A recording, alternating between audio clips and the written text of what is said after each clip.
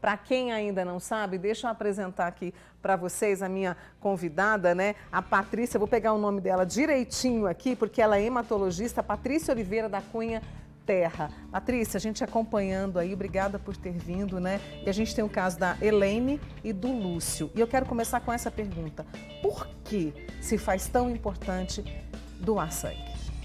Muito obrigada, Mônica, pelo convite. Obrigada pela oportunidade de falar de doação de sangue, que é tão importante para a gente. E por que doar? A gente tem vários pacientes que precisam da doação de sangue. Então, primeiro ponto são pacientes oncohematológicos, pacientes com leucemia, linfoma, que vão fazer transplante de medula óssea e que têm anemia, a plaqueta baixa, tem risco de sangramento e necessitam de transfusão de sangue contínua durante esse tratamento. Tem outros cânceres, por exemplo, de mama, intestino, que durante a quimioterapia também eles podem desenvolver anemia e precisam de transfusão de sangue para continuar esse tratamento. Tem outros pacientes também que estão com quadro de sangramento ativo. Vamos supor, uma pessoa que foi vítima de um acidente, está com uma hemorragia, ela precisa receber hemácia para corrigir a anemia, plasma para ajudar na coagulação e a plaqueta também, que ajuda nesse processo de coagulação para formar o tampão e diminuir o sangramento. Então, vítimas de acidente e também, por exemplo, uma gestante que na hora do parto tem um sangramento aumentado, pode precisar também de transfusão de sangue. Outro ponto são os pacientes que vão fazer uma cirurgia, por exemplo, complexa, de coração, fígado, ou também, por exemplo, ressecar algum câncer, né, que o tratamento pode ser cirúrgico. Certo. Como a cirurgia demora mais, tem sangramento, esses pacientes precisam de sangue também. Outro ponto que é menos conhecido são os recém-nascidos prematuros, que às vezes ficam na UTI neonatal, precisam de cuidados, às vezes desenvolve anemia, tem algum quadro de infecção, a plaqueta baixa, então eles às vezes também precisam de hemácia e plaqueta. Quantas pessoas eu posso salvar? Com um simples gesto de agendar ali, ser um doador de repetição como o Lúcio e a Elaine, quantas pessoas eu posso salvar? O sangue, quando você doa, ele é dividido na hemácia, né, que é para tratar a anemia. Entendi. O plasma também pode ser feito o crioprecipitado para ajudar também na coagulação e na plaqueta. Então, em média, 4 pessoas podem se beneficiar da sua doação. E aí eu falo, mas eu vou doar sangue aí, vou ficar sem? Isso não existe, né? Não, porque o doador ele é muito bem avaliado, é visto. Ele é feito um exame para ver se ele não tem anemia, se ele está em bom estado de saúde. Então, são feitas perguntas para ver se ele está saudável, porque a gente tem que garantir também a segurança do doador. Então, muitos dos critérios de doação são para prevenir que esse doador não tenha alguma complicação no processo de doação. Então, tudo é para manter a segurança. E são vistas pessoas que vão doar e depois o organismo mesmo repõe, ela recupera. Então, por isso tem também um intervalo seguro para doação. Para repor, né? Isso. Então, os homens podem doar 4 vezes no ano e as mulheres 3 vezes, porque como perde um pouco de sangue na menstruação, esse intervalo é um pouco maior no caso das mulheres. Daqui a pouquinho a gente vai trazer mais informações sobre os critérios para vocês, com a ajuda da Patrícia, mas deixa eu trazer aqui o Alexandre, lá do bairro Guarani. Ele falou, Mônica, pergunta para a doutora Patrícia, quem tem excesso de ferro, ferritina, pode doar sangue? Entra também nos critérios aí, né? Sim, a ferritina, ela pode aumentar por várias causas. Então, às vezes, alguma coisa no fígado, às vezes, problema hematológico. Então, ele tem que passar primeiro por um hematologista, é mais seguro, avaliar qual que é a causa da ferritina, também qual o nível do ferro, que varia muito. Tem gente que tem mais aumentado, tem gente que é pouco alterado, para ver se é segura a doação. E é muito, você contou pra gente para onde, para quem esse sangue vai, por que que ele se faz necessário? E a gente acompanha desde muito tempo o Hemocentro, que vem lutando com essa questão de ter os estoques no nível em que se possa respirar, né? E por que que é tão difícil fazer com que esse estoque esteja ali e a cada dia não se tenha um susto, né? Se alguém precisar e não ter. A população, ela é solidária, ela tem empatia. Então, quando a gente faz uma campanha, ela adere. Também, quando a gente avisa do estoque mais baixo, há uma reposição. E também, quando, por exemplo, tem um familiar, um amigo que tem alguma doença, que precisa de transfusão, há uma mobilização.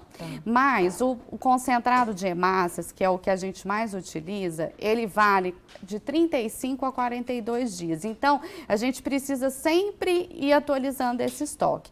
Por isso é muito importante as pessoas verem também a doação como um ato de cidadania, um ato de empatia e também pensar, às vezes, a doação como um ato, um hábito, na verdade. Não só uma doação eventual, hoje eu vou doar sangue, às vezes daqui 2 anos. Não. Vamos pensar na doação como um hábito de reposição desse estoque. A gente sempre tem pessoas precisando. Então, se você doar 2 a 3 vezes por ano, é excelente. Vamos passar agora os critérios, né? A doutora Patrícia com a gente aqui. Eu quero falar de um projeto também dela, mas vamos passar alguns critérios que as pessoas têm dúvidas. Ter entre 18 e 65 ou 69 hoje? Agora a legislação aumentou para 69 anos. Entre 60 e 69 anos, a pessoa tem que ter doado uma vez antes dos 60 para ela ser liberada. Entendi. Mas atualmente, como as pessoas estão vivendo mais, cada vez mais saudáveis, aumentou esse período recente. Entre os 16 e os 18 anos também pode doar, mas precisa da autorização do responsável. Muito bem. Outro critério que a gente tem, que nós separamos para vocês, pesar ao menos 50 quilos. Isso é importante também por questão de saúde? É porque quando a gente colhe o sangue, tem um anticoagulante e ele, pelo peso, quem tem menos de 50 quilos, esse anticoagulante fica excessivo. Então, para quem vai receber, pode gerar sangramento. Então, é mais por essa questão do volume do anticoagulante. A gente tem mais um critério aí, pessoal, para passar aqui para a doutora Patrícia, estar com boa saúde na hora da doação, né? Isso. Então, por exemplo, se teve febre, diarreia, esperar, assim, tem no site do Hemominas, que a Patrícia citou, tem o tempo de cada doença, de cada vacina, mas, por exemplo, de 10 a 14 dias depois de se recuperar de algum quadro infeccioso, você pode doar.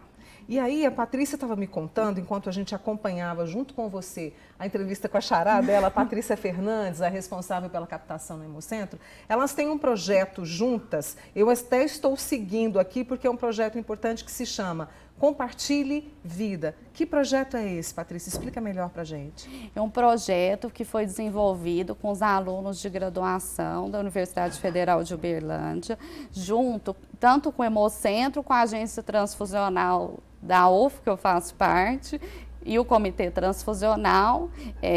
Uma das idealizadoras é a Elaine, que faz parte da Agência Transfusional da UF, e a gente sempre... na pandemia, houve uma diminuição muito grande dos estoques. Então, foi buscada uma maneira virtual de orientar a doação de sangue. Se pensou também nessa divulgação dos critérios de doação, do incentivo. Tem também testemunhos de pessoas que receberam a doação e foram beneficiadas. E também o incentivo do cadastro para a doação de medula óssea. Então, é um trabalho assim, de informação e também de divulgação que a gente também coloca. Os estoques, como que tá. Eu vi bem aqui, ó, tá em estado crítico. E a gente do Manhã Total, nós estamos sempre preocupados com isso, né, para poder ajudar. Então vai lá e siga, @Compartilhe Vida, que é o projeto, né, das duas Patrícias que trabalham e muito para essa questão da doação de sangue. Deixa eu só ver aqui, porque tem gente me contando, Patrícia, que doa sangue também há muito tempo. Olha só, eu tenho aqui, quer ver, a Érica do Custódio Pereira e tem o Gladstone, que há 23 anos é doador de sangue. Ele se sente um privilegiado de poder ajudar. São sentimentos que vêm também, não é? Você consegue perceber isso? Esses doadores, assim, eles ajudam extremamente a gente. O doador de repetição, a gente consegue até ver outros grupos sanguíneos para pacientes com outras doenças, por exemplo, doença falciforme, que a gente precisa compatibilizar, além do A, B, B e O, a gente usa outros grupos, né? Que são pacientes que recebem muita transfusão também. Então, esses doadores doando de repetição, a gente consegue também ajudar sempre esses pacientes também com essas doenças que precisam transfundir com frequência. Patrícia, eu preciso muito te agradecer a sua disponibilidade e todas as suas explicações pra gente aqui nessa manhã, viu? Agradeço vocês e, como a Patrícia divulgou, no site do Hemominas tem o link para agendar a sua doação. Vamos fazer isso? Então vamos. Eu conversei com a Patrícia Oliveira da Cunha Terra, hematologista, que trouxe tudo pra gente nesse dia tão importante, que é o dia da doação de sangue. Tá bom? Obrigada, viu, Patrícia? Obrigada a você. Pode tomar seu cafezinho, viu? Pode até colocar mais um pouquinho, porque deve estar frio, hein? Fica à vontade.